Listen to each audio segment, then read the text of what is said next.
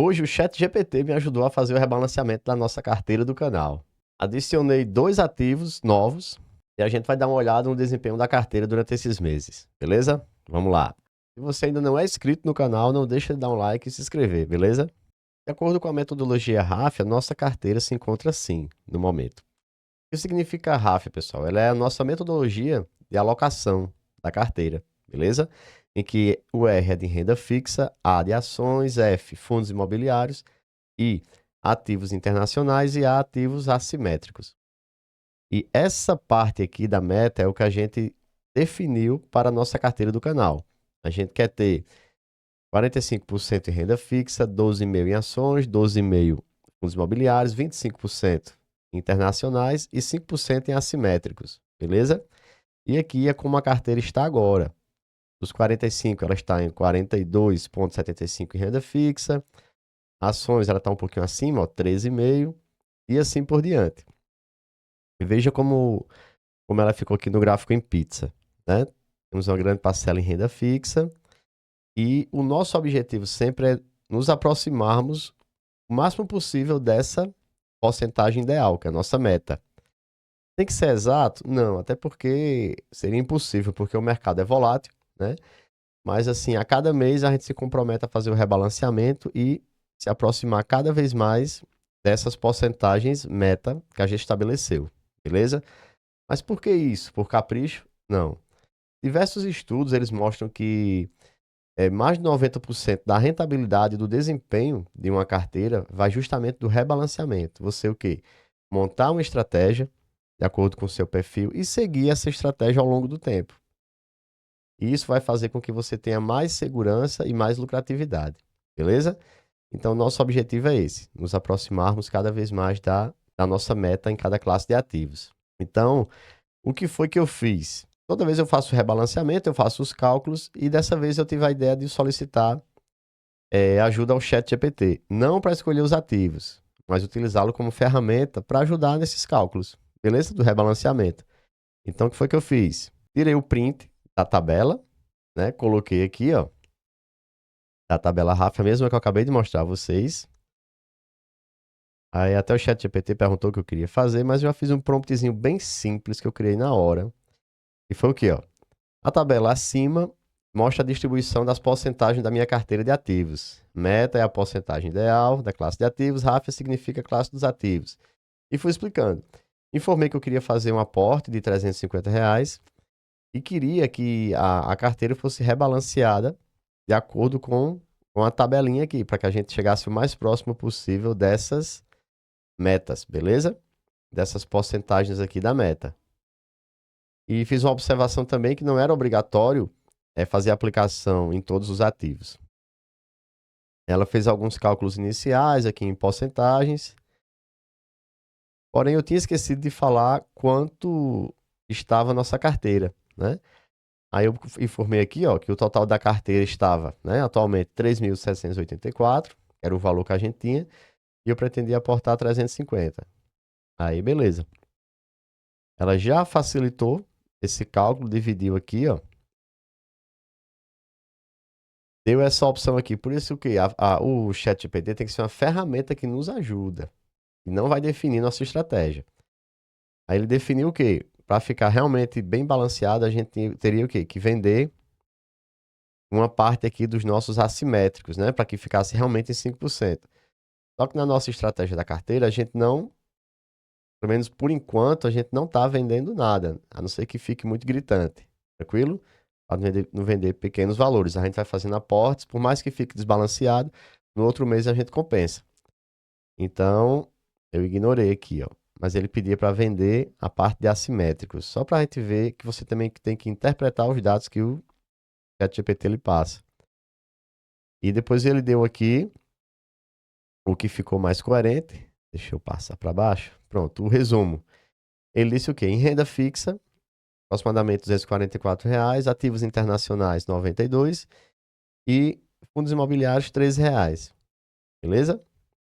Foi isso que ele disse para ficar a porcentagem muito próxima da nossa meta. Então, só aqui a gente já tem uma luz. A gente já sabe que 244 por aí em renda fixa internacionais perto de 100, 92 e fundos imobiliários um pouquinho aqui. Porém, o que? Eu não fiz o aporte de exatamente 350, foi um pouquinho a mais, beleza? E eu vou explicar aqui por quê. E não aportei também em fundos imobiliários, vou deixar para aportar no próximo mês. Aqui era uma quantidade pouca, então a gente priorizou renda fixa e ativos internacionais, que a gente viu aqui, ó, que era o que estava mais defasado. Tranquilo?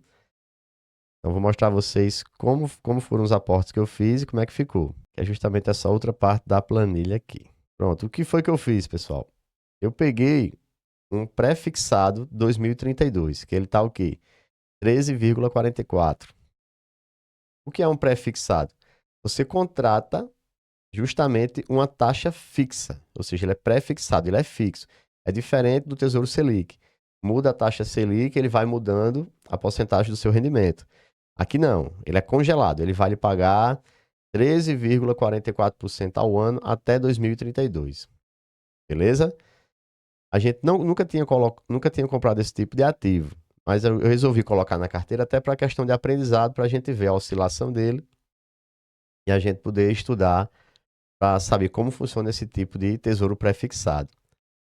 Qual o melhor momento de comprar esse tipo de tesouro? É quando a gente tem uma expectativa que a taxa Selic vá cair, beleza? Porque quando a taxa Selic cai, esse título se valoriza pela marcação a mercado, porque ele está valendo 13,44. Se a taxa Selic, um exemplo, ela cai de 15, estou jogando números aleatórios aqui, para 14, então os novos títulos pré-fixados que estão pagando 13,44, ele vai pagar menos.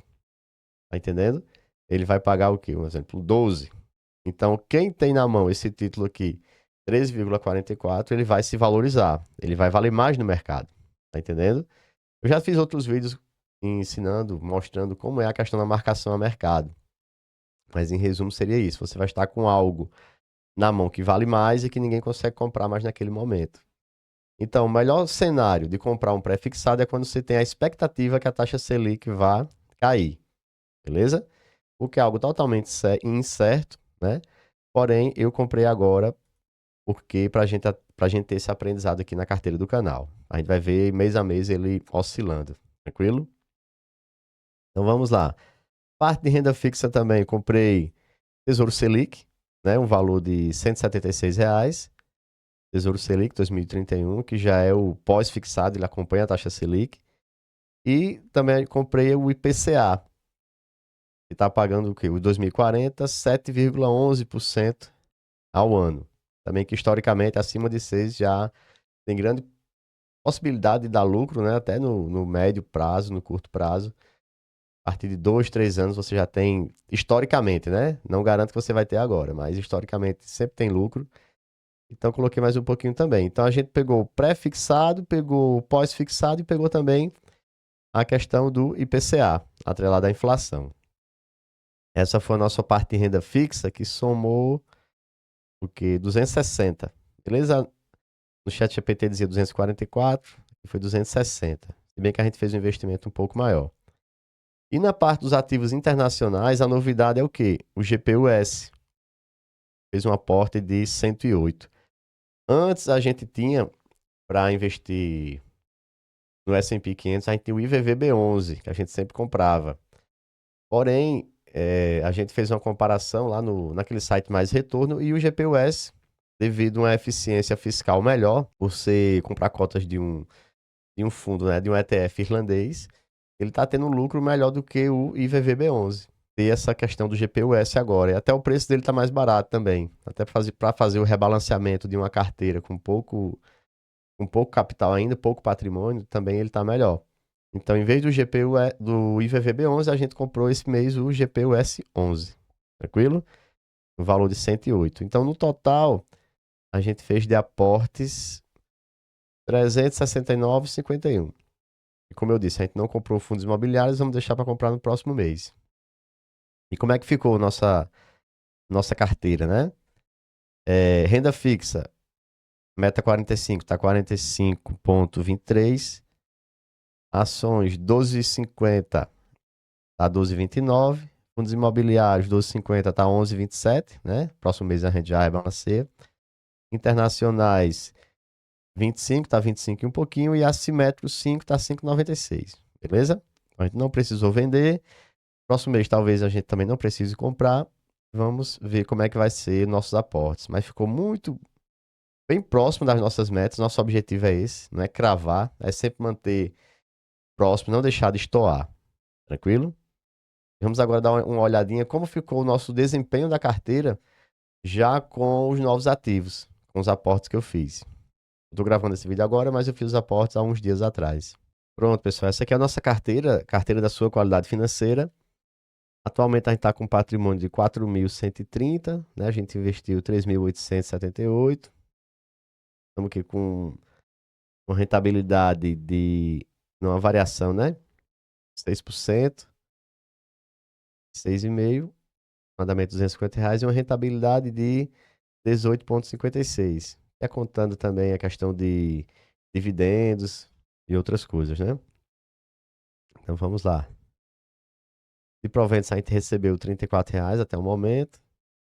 E aqui é a evolução da nossa carteira.